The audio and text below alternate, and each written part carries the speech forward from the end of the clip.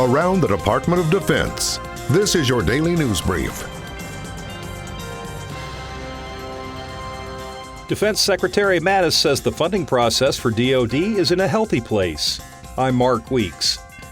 Defense Secretary James Mattis said the funding process for the U.S. military is back in a healthy place and emphasized the ties between the national defense strategy and the budget process. He said the budget submission was underpinned by strategy for the first time in 10 years. Secretary Mattis has urged congressional leaders to provide predictable funding for the department since taking office and urged Congress to become more involved in its constitutional duty to fund the department.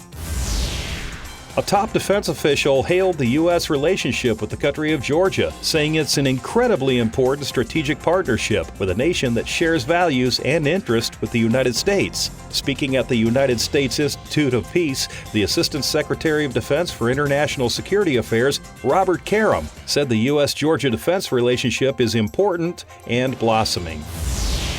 Navy divers interacted with fish and showcased their underwater skills for the public at the New York Aquarium in Brooklyn as part of this week's Fleet Week New York activities.